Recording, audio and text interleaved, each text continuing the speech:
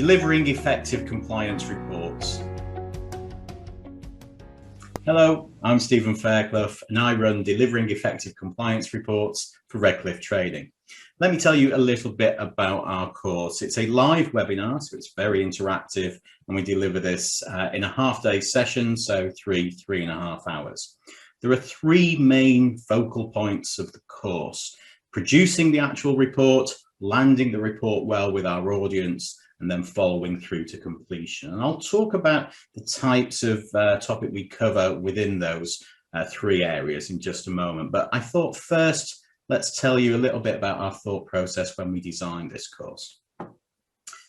It's important to recognize what this course isn't. We found that many firms had already been through the process with their teams of building out a risk universe, assessing, prioritizing the risks, and planning out their monitoring and testing activity.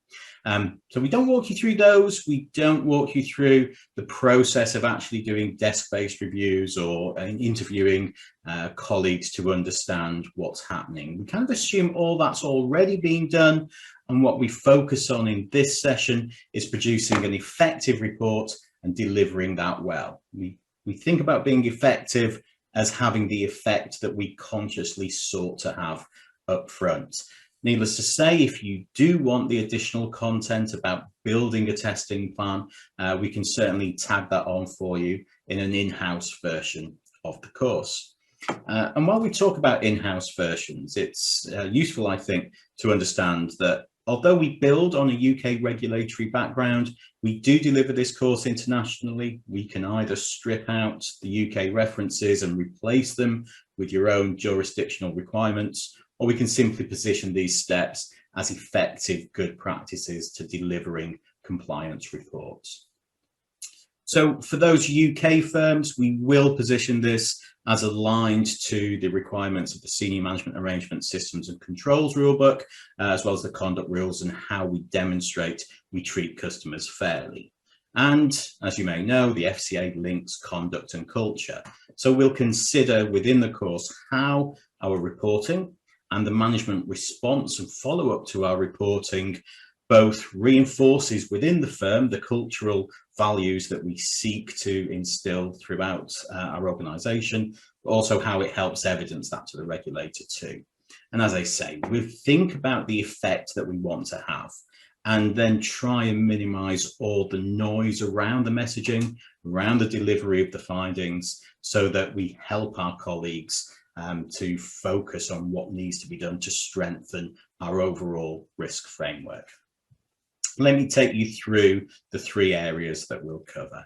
So producing the report, thinking about structure, thinking about standards, thinking about the mindset of who we're writing for, and really taking it through being clear on the key messages, getting the appropriate focus on those.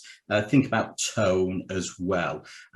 You'll need to tie in with your own culture on just how far you go in directing actions or enabling colleagues to take those actions forward to achieve the outcomes that you're looking for. Through that, we'll also then move into issuing the report. So we think about who receives it, who actually delivers and sends that message to get the best effect. We'll think about how we engage with different levels of management, different supervisory levels within the firm.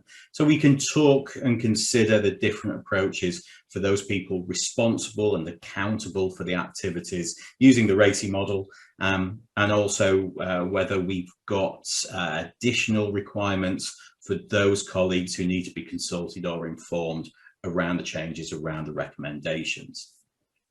We'll help our colleagues demonstrate their true intent through their management response and help them to understand how that can be used going forward.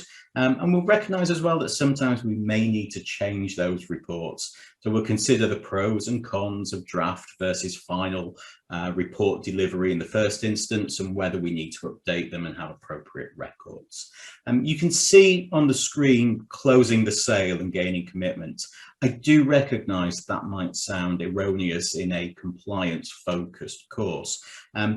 I think we take the view here that the desire to communicate a message to change behavior, to gain commitment that's sustainable from the immediate short term through into the medium term, actually has a lot of similarities with what others within our institutions will be doing with external clients. So I think we can mirror some of the principles, some of the good practices to help ensure that we're all working together on the right solution for the business. And that's why we use those kind of terms and that terminology.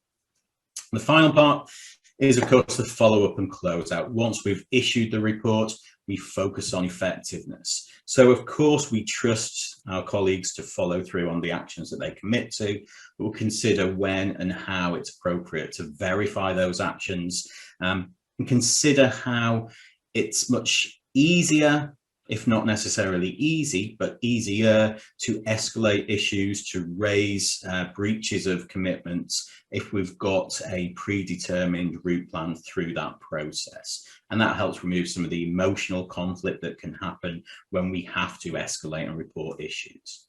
We'll consider as well the benefits of our reports in making our framework demonstrably stronger, in better understanding the actual residual levels of risk within our business following our reviews of the controls. We'll touch on whistleblowing as well, just in case there are situations where actions aren't being followed up by the business. So within the half day, those three main focuses are, of course, producing, issuing and following up on the findings that we have from our monitoring, and we'll make it a very interactive session as well. So we'll use multiple polls so leaders of groups can understand the opinions and feelings of their team in relation to different aspects of structuring the template or delivering the report. There's case studies of what firms have done well and areas that you might want to avoid. We'll use one or two videos as well to illustrate some of those concepts.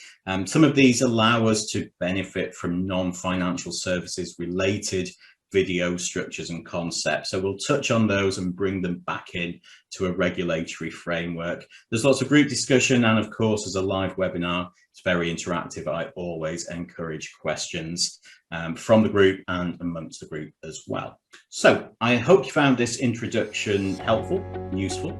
If you've got any questions about this course, either offered as a public event or as a customized in-house event, then please do get in touch using the contact details on your screen now. Thank you.